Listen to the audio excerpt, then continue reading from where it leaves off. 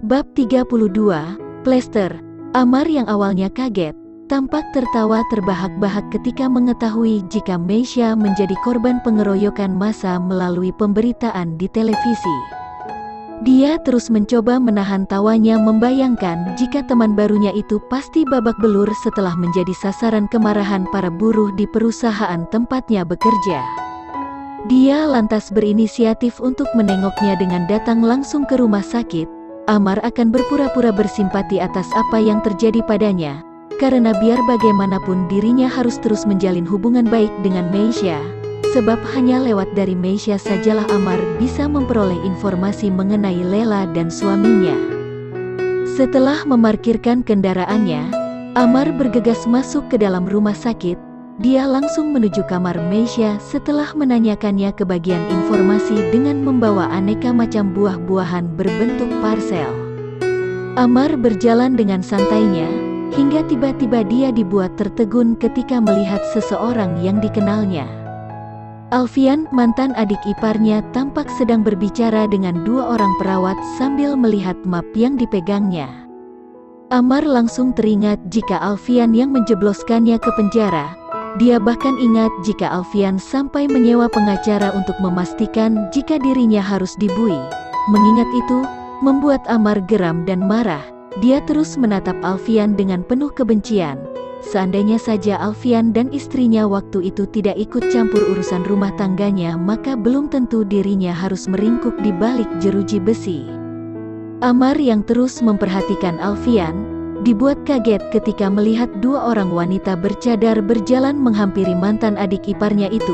Setelah diperhatikan, Amar yakin jika salah satu dari mereka adalah Lela, mantan istrinya. Amar langsung tersenyum, merasa jika nasib baik sedang berpihak padanya.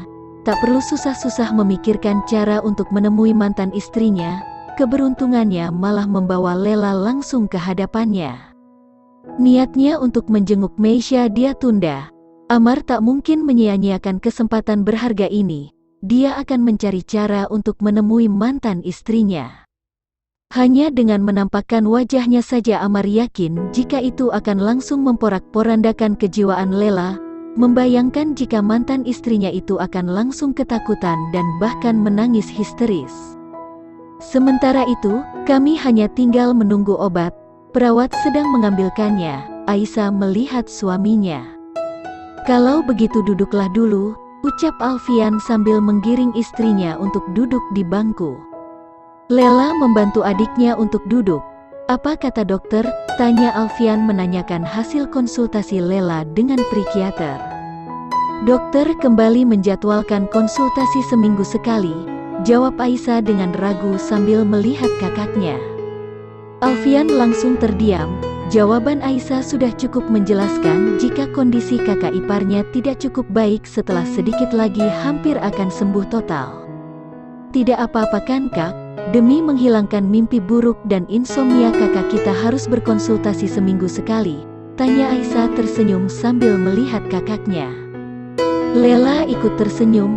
Iya dik, tentu saja tidak apa-apa. Oh iya, terima kasih sudah menemani kakak kesini di tengah perutmu yang sudah semakin membesar. Lela mengelus perut adiknya. Tidak apa-apa, dokter Anita malah menyarankan aku untuk banyak bergerak. Itu bagus untuk memperlancar persalinanku nanti. Iya, tapi tetap harus hati-hati ya sayang. Alfian mengelus lalu menciumi perut istrinya. Semuanya lalu tersenyum. Mereka kembali bercengkrama sembari sesekali diselingi dengan tawa. Amar yang diam-diam memperhatikan dari kejauhan tersenyum sinis. Dia yang terus memperhatikan Lela, merasa kesal dan marah melihat mantan istrinya itu tampak sangat bahagia, tak selayaknya seperti orang yang terkena gangguan mental. Aisyah, kakak mau ke toilet dulu ya, ucap Lela sambil berbisik pada adiknya. Iya kak, aku tunggu di sini ya. Lela mengangguk sambil berdiri. Dia lalu berjalan menuju toilet setelah Alfian memberitahu tempatnya. Amar merasa jika inilah kesempatan baginya menemui Lela.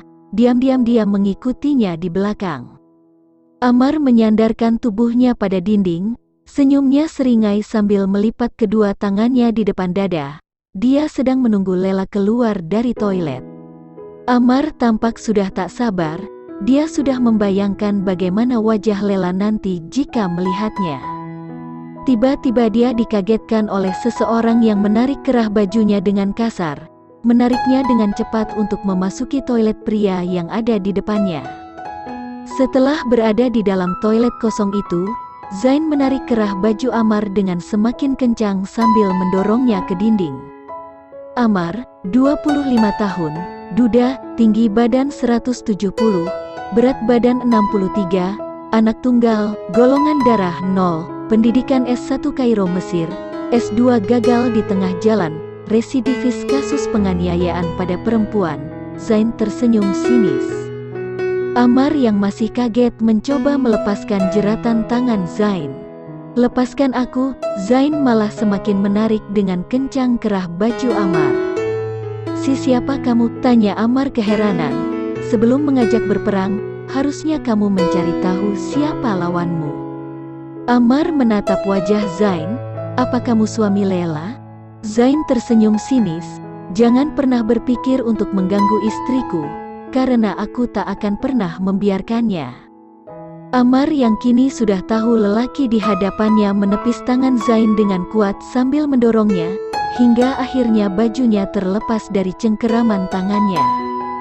Amar tertawa, dia menatap wajah Zain dengan tajam. "Luar biasa, kamu sungguh pemberani." Amar bertepuk tangan. Zain menghampiri Amar. "Jangan pernah sekalipun berpikir untuk mengganggu istriku atau kamu akan berurusan denganku. Ini peringatan pertama dariku. Jangan sampai aku memberimu peringatan kedua." Zain menatap tajam wajah Amar. Amar kembali tertawa. "Aku tidak takut berurusan denganmu. Itu memang yang kucari." Amar mendorong Zain dengan kasar. Zain terus mundur karena Amar berjalan mendekatinya dengan sok jagoan. Kedua lengan bajunya dia sing-singkan sambil terus menatap remeh Zain.